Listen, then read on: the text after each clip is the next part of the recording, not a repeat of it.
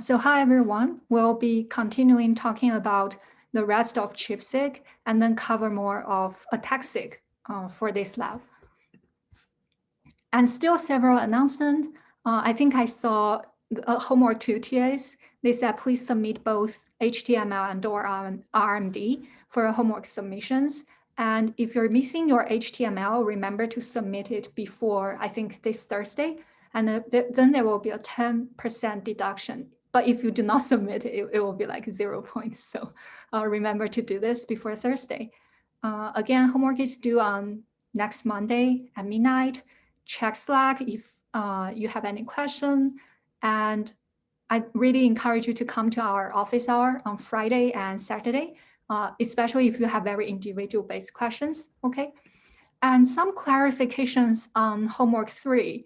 I think these are like major comments. The first thing is for undergraduates, you do not need to run Q2 because MACS can directly take BAM files in Q3. And then for, let me turn off my Bluetooth really quick. Okay. And then for Q2, please use the provided to BAM files, but not the .fastq file. I know like in the question, it somehow mentions the .fastq file, but you can just ignore that. And then I think this is from a student. So she said like, we can see mouse TFs enriched as well. Like for example, FOXA2, like why is it the case? And I think she finally reached out to the author of SysTrumDB, and it turns out that sometimes these mouse TFs might have better like reserved motifs or functions. So it's totally fine to use it, to use those motif name as well. And thank you very much for the student who reached out to SysTrumDB author. And then for most downstream questions, whenever they said differential AR chip picks, they mention they mean Q4 output because your Q3 output is tumor alone and normal alone, right? And they might contain noisy signals, while Q4 output is like already filter out those in normal, but only keep those in tumors, the peaks in tumors. So whenever they mention differential, they probably mean Q4, okay? Okay, so I'll go with today's material. Here's a recap of the ChIP-seq analysis pipeline that we mentioned last time. And we already kind of did part 1 to 6 in your homework 3, part 1 to 4, right? And today we're going to talk more about how to integrate ChIP-seq with gene expression data and do more of functional enrichment analysis. So let's first talk about gene regulation model. So on the left, it's a gene transcription without any TF binding. You know, we have our RNA polymerase 2 bind to the promoter region, and then it just starts normal transcription. While when we have a TF binding, it might bind to the promoter region, which might help to recruit RNA polymerase, or it might actually prevent RNA polymerase from binding to the promoter. And you can also have TFs binding to the enhancer region that's like much further away from your TSS transcriptional starting site. And then those TFs will recruit other TFs binding in promoter that can then either increase or decrease RNA polymerase binding, which will then further affect downstream gene transcription. And usually for promoter binding, it's very close region, around 100 to 1 kb long before the TSS. While for enhancer, it could be much further distance and usually will form this loop-like structure when they are working in gene transcription, okay? And we also keep mentioning about regulatory potential scores because if you think about this model, right, how do I know if a gene is maybe affected by the TF from my ChIP-seq result? Or how do I know which TF might be actually affecting some downstream genes, right? And that's why we want to have this RP score. So I think Shirley somehow mentioned it in lecture, and in their lab's recent publication, they talk about a list of different factors that might affect TF regulatory potential. And this is like the most basic model. So if let's take a look at the equation, right? Just ignore the sum sign for now. So the delta is like distance to TSS. It could be any distance set by user themselves. For example, if you're more interested in the promoter region, promoter TF, you can set it to maybe 1 kb, 2 kb, 10 kb, right? If you're interested in more distant interactions, maybe you can set it to like 100 kb, right? And xijk means the distance of your peak to TSS of a gene. As x increase, we can imagine it's like an exponential decay, right, on both sides. So that's why in lecture Shirley said it's like an exponential decay of your RP score as you go further from TSS. And this is only for one peak I, one TFI on one gene J. You can imagine you can maybe choose to sum up sum up these scores for each gene. Then you will know which gene might be affected more based on the ChIP-seq result. Or you can sum it up for each TF, then you will know which TF might be the ones that are like affecting a lot for downstream regulatory process, right? And this is like the most basic distance-based model. And in your homework, we already provide you this regulatory potential file in Q14, I believe. And it's calculated by a tool called Beta, also a tool developed by Shirley's lab in 2013. So if you're interested in learning more about this topic, maybe take a look at these two papers. I think they are quite nice. Okay, and then we want to talk more about BAT files and Bedtools because we use a lot of BAT format in this homework. So the very basic format of BAT file is the first 3 columns. You must have chromosome, the start of your region on that chromosome, and the end of your region on that chromosome. It's not limited to ChIP-seq, which is like peak region. It might also be gene region, for example, where the gene starts, where the gene ends. And okay, so I think that's for BAT file format. And in this homework, we ask you to use Bedtools to analyze those BAT files because it's developed in 2010, very well maintained. I also use it a lot in my daily practice.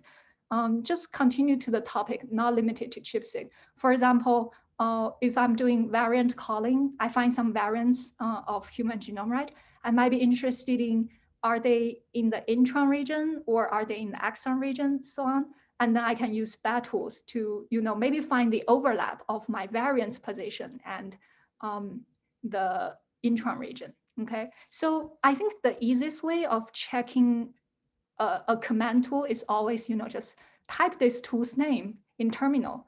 And on this figure, you will see like there are a list of different sub options that I didn't list all of them. But just for our homework, I think we're going to use subtract and window. But as I just mentioned, there are a lot of other very commonly used operations such as overlap. And I like how Bedtools, they actually give you this illustration to tell you how each subcommand work. They will also give you like small examples, like what will be in file A, what will be in file B, and what will remain after your command, right? So if you ever get confused about Bedtools, definitely take a look at their documentation just by searching the name of the subfunction, okay? So now let's talk more about the homework questions. So in question 12, we are asking you to determine what might be some AR target genes. So just back to our discussion of gene regulation, since this is AR ChIP-seq data, right? We're interested in learning about the genes that might be affected by AR regulatory regulations. And we specifically ask you to, if the peak is within 2 kb plus minus of the TSS, then you set it as a putative AR target gene. And this TSS information, where can we get it, right? It's within this refgene.txt file. I'll quickly go through it here. I'll show it again later, like what's within refgene. So this column, it's actually the ref-seq ID. And this is like the chromosome, the strand, and where this gene start, where this gene ends. And this is like the official gene symbol for the gene.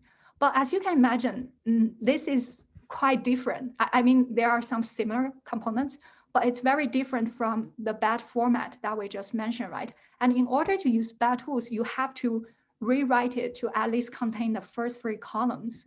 Otherwise, it will just not work. Bedtools will just not work. So that's why we ask you to use Python to rewrite refgene.txt into the BAT format. And so I guess I can give a live demo here. Let me quickly, can you guys see my Jupyter Notebook page? Yes. Yeah. Oh, great, great. Okay. So here, the first line, we're just reading in the refgene.txt, right? And let's take a look of, by the way, Jupyter Notebook is something you can interactively see your Python output. Just like in R, when you click on something, you can see the output. Oh, sorry, let me import the packages first. Okay, so let's take a look at what's within TSS. Column 1, as we just mentioned, ref-seq ID, column 2, chromosome 1, and then strand, start, position of the gene, and position of the gene. And column 12 is like official name of that gene, all right? And so for this two, we are just reformatting refgene files into the BAT format that we just mentioned. Otherwise, Bedtools cannot use it. And then we ask you to also in the homework to adjust start and end positions by strand, because if the strand is negative strand, it means you should change the end of that gene as the start of that gene. Okay, I hope this part is clear. So that's why you need to separate them into positive and negative strand, and then like you need to rewrite. If it's negative, you need to rewrite its end as its start. And you might be wondering, like, what are we doing by +1 here? So if you think back about the RP model, and also the gene regulation, we only care about TSS, right? We don't even care about end position of a gene. But just in order to use Bedtool, you need to have an end column. So that's why we are +1 here, just to create an end column for Bedtools, okay? And then you just write your output to a new BAT file. So that's for, sorry, question 12. Sorry. We can also take a look at the TSS new that we finally create, right? So you will see that now it's in BAT format. We have chromosome, we have start and position. We also have additional like strand and also official gene symbol. You can also create more columns if you like, okay? So that's for the Python part. Let me continue. Okay, and then after you get this BAT file, we then recommend you to use Bedtools window, which can help you to check if file, I remember if file B is within file A's distance. And for the window size, you just set it to our required window size, right? And then put your TSS BAT file here, and then put your differential pigs BAT file in file B. Oh, sorry, I might remember file A and B wrong, but you can take a look at their documentation. Yeah, actually, why don't I take a look at it right now?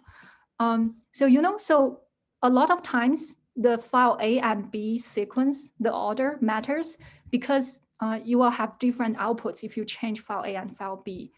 So definitely take a look at their documentation. And as I said, they also have small example there, so you can know what will be remain after your command, okay? Let me go back. Okay, yeah, cool. So, and in the end, we ask you like, how many genes are there, right? You can use WC/L to count like how many lines are there in your output bed file. So I think that's for question 12. I'll stop recording here.